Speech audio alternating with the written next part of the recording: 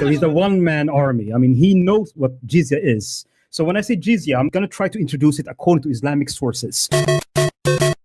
الله أكبر. جهاد الطلب أنك أنت تجاهد تطلب الكفار حتى تفتح بلادهم الكفار وتدخلهم بالإسلام وإذا أبوا الإسلام يؤمرون بالجزية وإن أبوا أن يعطوا الجزية قتلوا. So I have Quran 9:29 in front of me here, two translations, just to make sure that people see that it's basically saying the same thing. So the first thing it's saying here, according to the Noble Quran, Hilali and Khan translation, it's saying the following: you fight those who do not believe in Allah. The first thing that you see here is you fight them based on their disbelief. Surah 9 verse 29. So when you read a verse like this, according to David, which teaches to fight against disbelievers, well, Islam looks aggressive, Islam looks violent. And I actually looked up that verse, and I'd like to read for it to you, and let me tell you what it really says here. It says, and fight those who believe not in Allah in the last day. Hold on a second. This must be some mistake here. I think this is just a typo, I think. Let me check it out. I actually have a Quran. Let me check it up on my Quran. This is obviously a typo. We're going to get down to the bottom of this. All right. David, it doesn't say that. It says fight those who believe not in Allah in the last day.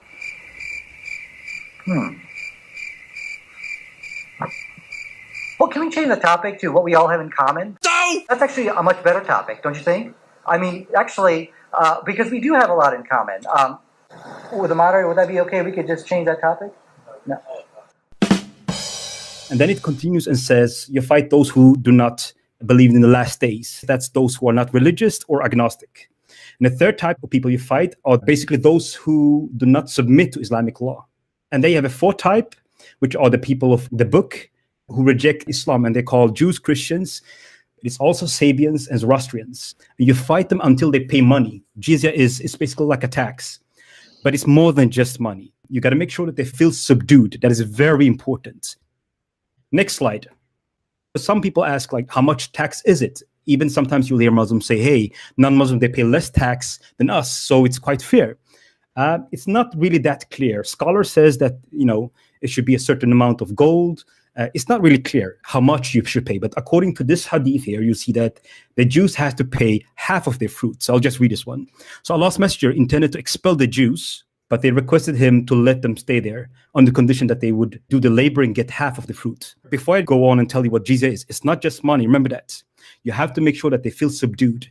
You'll see a Muslim here who says that jizya is so beautiful. He'll present the Disney version of what jizya is. He said, America should impose jizya on Muslims. I do want you to see this. And jizya is taken from non-Muslims. Allah said in the Quran, in Surah Tawbah, Surah number 9, ayat number 29, that fight those who do not believe in Allah and last day till they humble themselves. And if they do not revert to Islam, collect jizya from them. The non-Muslims, unfortunately, they misquote this ayat, misrepresent this ayat as a very barbaric law from the Muslim community or the Sharia over the non-Muslims.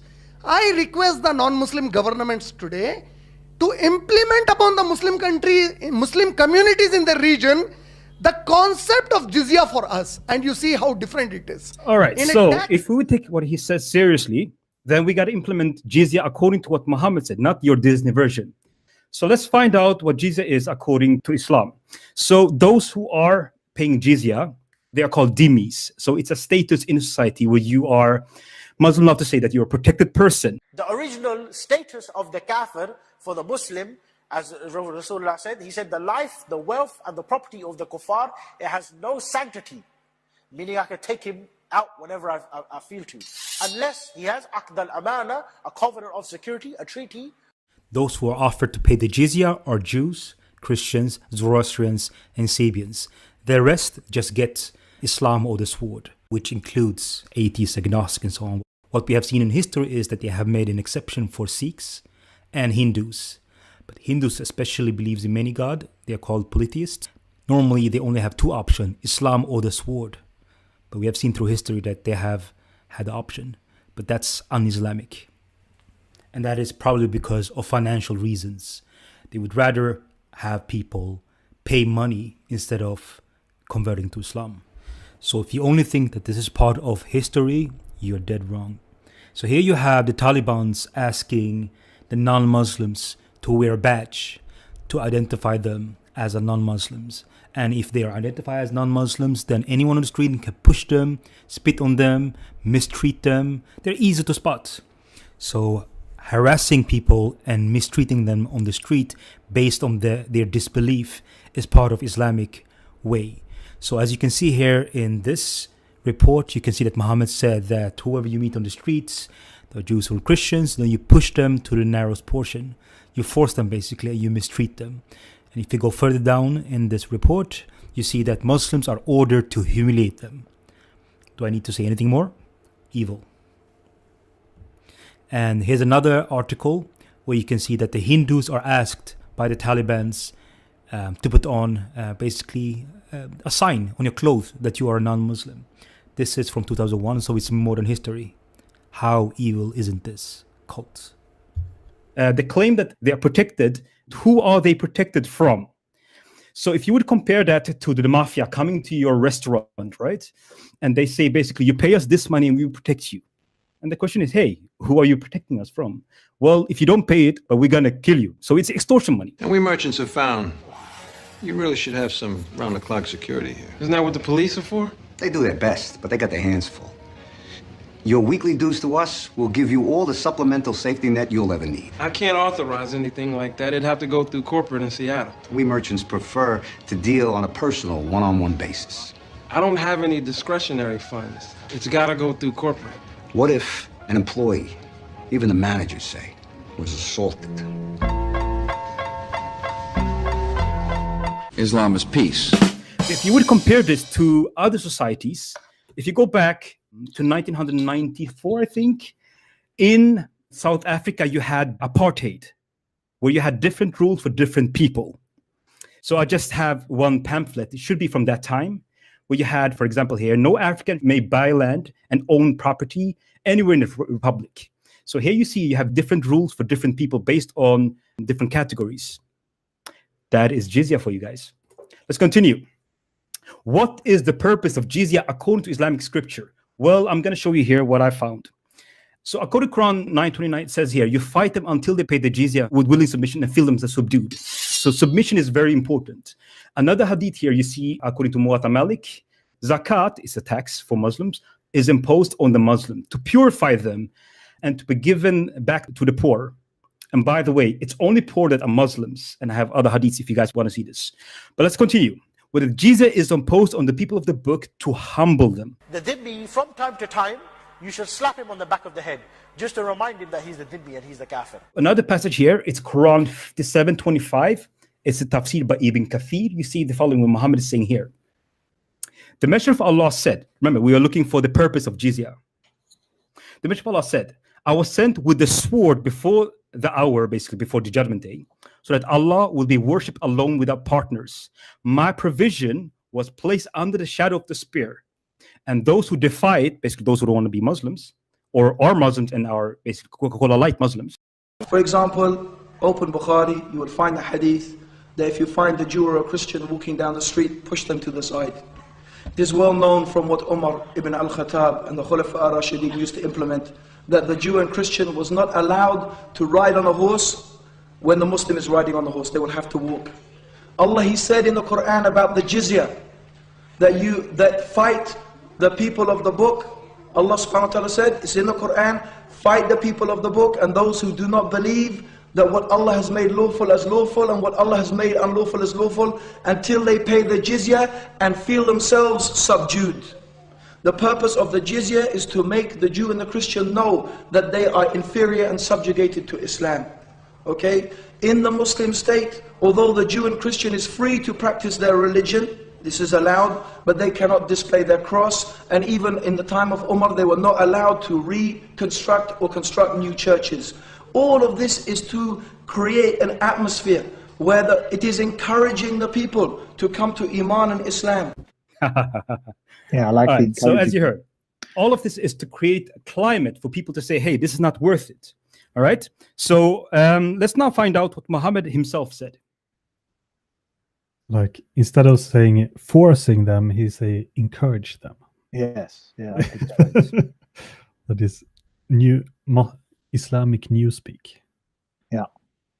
So I'm going to show a couple of examples from Muhammad that it's not just, evil people doing it, through history. Every time that you see Muslim behaving in a certain way, you got to match it with Islamic scripture. If it's not in line with that, then they're acting on their own desires.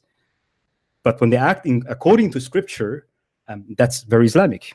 So in Tirmidhi, volume 3, book 19, hadith 1602, Muhammad is saying the following. The Messenger of Allah said, do not precede the Jews and Christians with a salam. Salam is another word for say, hello, peace be upon you. So don't say that. But if you meet them in the path, basically on the road, you got to force them to the narrow portion. You got to push them. And then it continues saying the following. The Muslims are ordered to humiliate them. And this one is the Sahih. He said, when they walk down the alleyways, you should make it narrow for them. And when they walk, they have to walk on the same side of the road as the animals. Another example, Sahih Muslim 1942-94. Fight in the name of Allah, fight those who disbelieve in Allah and make a holy war. And if you just go down in the hadith, it say the following. Here's the step how to do it. First, you invite them to accept Islam. And before I continue here, you got to know that the first generation Muslims, they went from Saudi Arabia, Mecca, Medina, up to Syria. They invaded Iraq, Jerusalem, Lebanon, Egypt, Libya, Morocco. Spain was a little later. It was around 50 years later. They went to Iran, Afghanistan. This is the first generation Muslims, So this is how they spread the faith. They took this sword and says, either you do the following here. So you invite them to accept Islam. First point. If they respond to that, then you accept it from them and you desist from fighting them. Point number 2. If they refuse to accept Islam, you demand from them jizya. So here you're saying to them, like the mafia is saying to restaurant owner, hey, you join us or we take money from you or we're going to kill you. And here comes the third step. If they refuse to pay the tax, then seek Allah's help and fight them. And this Sahih Muslim, as you see the source. Islam, jizya, فاستعن بالله وقاتلهم بدون ما يقاتلوك قاتلهم فاستعن بالله وقاتلهم فليسمعها العلماء فاستعن بالله وقاتلهم متى عندما يقاتلونك لا عندما يرفضون عندما يرفضون دخول الإسلام ويرفضون دخول تطبيق دفع الجزية. Another example from Muhammad. Do not even eat with them. He's talking about disbelievers. Abu Sayyid narrated that Allah's Messenger said, do not accompany except with the believers. So do not engage with them unless they are Muslims, and do not serve your food and accept to one with taqwa. And taqwa is piety. Basically, you try to spread Islam and talk about Allah. So that's one way of proselytizing. And this one is Sahih. Here's another one. This one is Hassan. The Prophet says, associate only with the believers and let only God-fearing man eat your meals. Humiliate the kafir. What do you mean humiliate the kafir? Like I said, you never look up to him. You always look down to him. You look down to him like that. Hello, can I help you down there? Al-Islam ya'lu wa la yu'la alayh. Islam is superior and it could never be surpassed. Because of Tawheed, it will always elevate you. Yeah, and this is why Al-Faruq, he said, Nahnu qawman a'izz Allah wal Islam. He said, we are a qawm who Allah, He dignified us with Islam. That's why you always walk with your head up high. Not with takabbur, with arrogancy. Yeah, I'm like this. No, but this type of takabbur is allowed. To be proud that you are Muslim. Yes, I worship Allah the highest. Look at you. He worships the ants. He's worshipping the rats.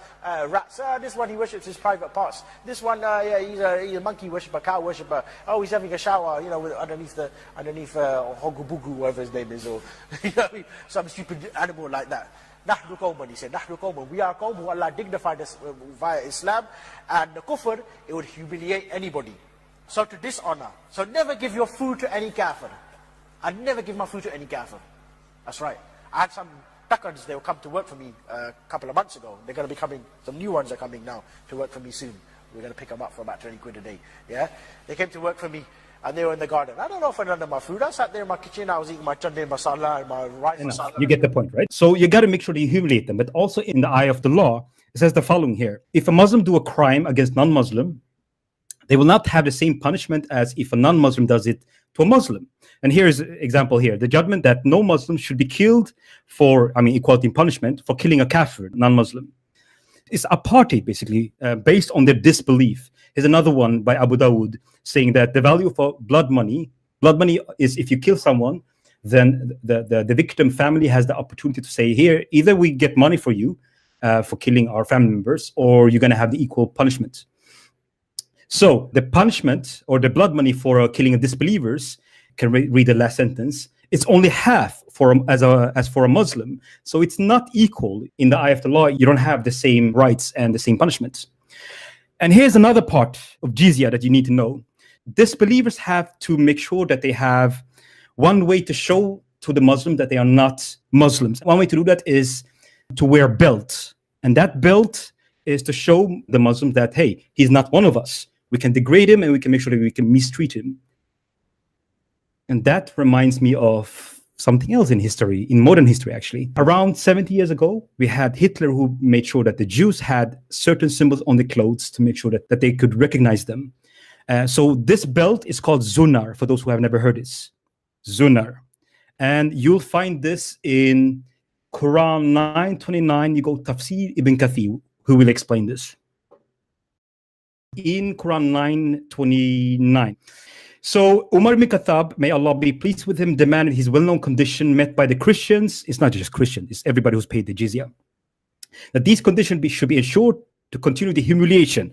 So the goal is to humiliate people. So I'm not going to read all of them. I think it's like 15 points. I'm going to read the relevant part. The first thing is that the disbelievers should not erect any monastery, church, sanctuary for mosque, or any place of worship. So remember that the Muslim in my previous slide says that, hey, I request the non-Muslim governments today to implement upon the Muslim communities in the region the concept of jizya for us, and you see how different it is. Next one is a Muslim can come to your house. I'll just read the relevant part. Those Muslims who come as a guest will enjoy boarding and food for 3 days. So you have to open your house for 3 days. Any Muslim can come to your house and claim food and shelter for 3 days. What he can do, he can go to the church, knock on the door. John, let me in. Okay, no problem. John has to put up Abdul Ghafur for the night. Abdul Ghafur with his big belly, having his nice kebab. John has to open up the church and he has to go there and sleep there nice and comfortable and say, all right, John, thank you, and then carry on going early in the morning. Which wife is going to live with John under that type of circumstances? What kind of honoring is this for me to live with John and Abdul Ghafur comes every Friday night and sleeps in our bed as well? Of course. Because sunnah is to look after the guest, innit? I can't make you sleep on my floor if you can't. You're a Muslim, by the way. So what about when Abdul Ghafur goes to John's house? John, sleep on the floor, and I'll sleep on the bed. What's gonna happen? Tracy's gonna be on the floor thinking, my husband, he's got a forehead shaved, and this one, look at this one, Khatab, mashallah. Which one's more attractive? We're not gay, but I'm just saying. Next point, number 5. With respect Muslims, you got to move from your places where you sit in if they choose to sit in them. So basically, a non-Muslim have to stand up, give away his seat to a Muslim. And number 8, you have to make sure that you are identified. I told you about the belt, but it's even more than that. Here it is. We will have the front of our hair cut. So you got to cut the front of your hair to make sure that your look is in a way that it is degrading, but also other people should recognize you. And you have to wear customary clothes where we are. You got to wear the belts around your waist. That is the zunah I told you about. The clothing that they wear is different from the Muslims. We wear the best qameez, the best atar. He wears like a red headband or like a string around his waist to distinguish himself.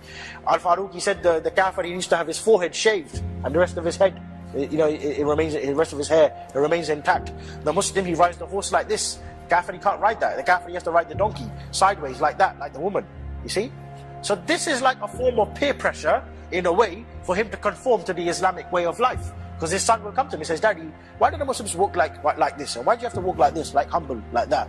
Why do the Muslims ride a horse like that? Why do you ride like that? Daddy, why you got a string around your neck? Daddy, why you got your forehead shaved? Either the father will become Muslim, or the son will become Muslim, or they both become Muslim. The last point here is, you'll see jizya being implemented today here. I mean, I'll show it when ISIS did it. I think that's fine. Okay. So this is from 2014. ISIS are just being loyal to the text. This BBC, this is as mainstream as you can get. And here is the relevant part. Actually. Sorry?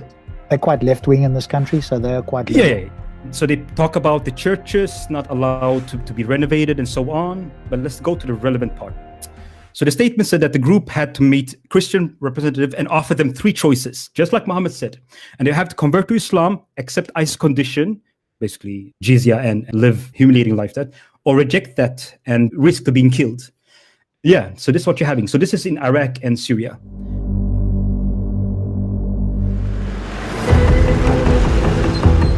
In Raqqa, a city entirely under the control of the Islamic State, عمل المحكمة الأساسي والأول هو تحكيم شرع الله عز وجل امتثالا لأمره، ثم رد مظالم الناس بعدما كان متعارف عليه في محاكم الطاغوت الظالم سابقا.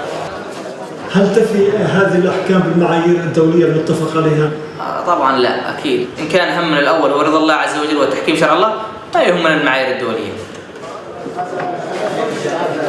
هون عندنا كمان قاضي الأحوال الشخصية، يكون قاضي معاملات. هون عندنا قاضي شؤون أهل الذمة، قاضي شؤون أهل الذمة للنصارى الموجودين. Christians, according to this senior figure, are entitled to live safely within the Islamic State, with certain provisions. في سنة 1435 في 22 من ربيع الأول كان هناك عهد ذمة أذن به الخليفة البغدادي حفظه الله، فجاء النصارى يطلبون هذا العهد ويطلبون هذا العقد، واجتمعنا معهم، وكان ممثلا هناك يحضر عن الخليفة البغدادي، وإذا بهم قال: نعرض عليكم الإسلام، فإن لم تقبلوا فإننا نعرض عليكم الجزية التي أمر بها القرآن، فإن لم تقبلوا فليس بيننا وبينكم إلا القتل والقتال. وإذا بهم يقولون: نريد الجزية. والله ما آذيناهم، والله ما هجرناهم. In spite of this agreement, most Christians have fled the city of Raqqa. When IS fighters took Mosul in neighboring Iraq, approximately 30,000 Christians fled and their churches were destroyed. But it's not just Christians who have to worry. The mosques of Shiite Muslims have also been a target of IS.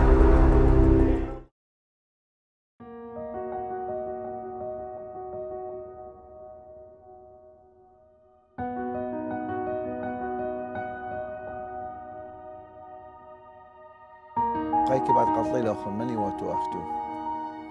سورة وأنا مير لك بخاز شو سورة جو العراق قتل خله. ومن دي بش كبيرة دي سورة بدكم يعني كفار.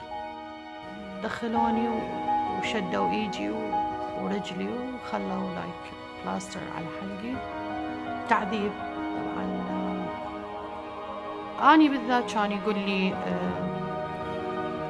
قولي الشهادة، يعني قولي أشهد لا إله إلا الله طلعت. أنا طبعا كنت ما أقول.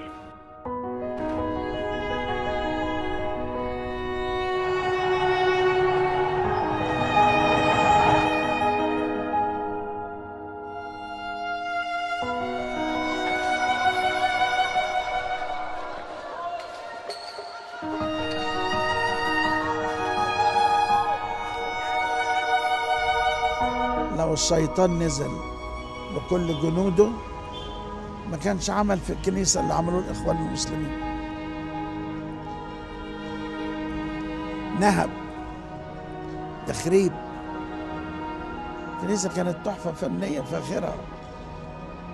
This is happening in Egypt, it's happening in Iraq, it's happening in Syria, it's happening in Lebanon, it's happening in all other countries in the Middle East.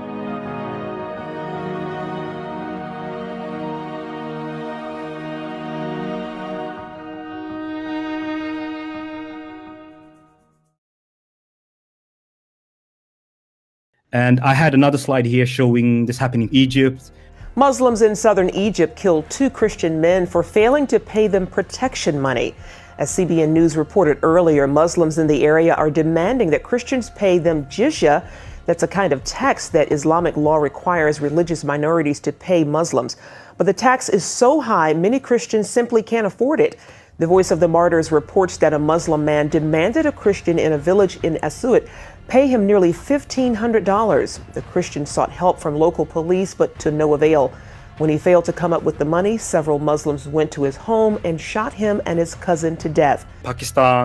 The cousin of Yashpal, who was one of the Sikh beheaded in Pakistan, claimed that the situation has become very dangerous for the Sikh community in Pakistan, adding that the Taliban keep demanding ransom and as a result their business is also suffering. And even here, you see the Thomas Jefferson, the founders of America, they had to pay jizya as well. Yeah, that's all I had. Excellent, thank you so much. Was this the Thomas Jefferson? Was that when they were being attacked at Jefferson's time? I mean, I've heard that story where they were being attacked. And Jefferson asked them, "Why are you attacking us?" Is that? Can I show the letter? Yeah, go ahead. Yeah. Okay, so this is the letter from Thomas Jefferson had an ambassador who were talking to, I think it was Moroccan or Algerian people, and they were like, "Why are you attacking us?" So this is the official government webpage of America. Yes, make it a bit bigger if you can, so we can see it. Here. And you can just read a little bit of that. So this is from 1786. You'll see that this is not a new phenomenon. So he's getting a letter from the ambassador of Algeria or Morocco. So this is ambassador of America, writing to the president of America, and that's Jefferson. So ambassador answered us that it was found in the laws of their prophet, that it's written in the Quran that all nations who should not acknowledge their authority were sinners. And that was in their right and duty to make war upon them wherever they could be found, and to make them slaves of all they could take as prisoners, and that every Muslim man, these Muslims, should be slain in the battle, were sure to go to paradise. Yes, that's exactly the example. I think that was Hitchens who originally gave that. That's where I originally heard it from as well. And obviously he was quoting this back in Jefferson's time, where the boats were being attacked and so forth, their merchant ships, and this was the response. Is it true then, because Hitchens, if I remember correctly, Hitchens basically said, well, then Jefferson, went in with some force there to get rid of these guys. I don't know whether that's... That was the first battle. That's the first Navy. That was the first battle that the US ever fought, was against Muslims. Ah, okay. Interesting. Yeah, that's the first Navy. So it's not a new phenomenon.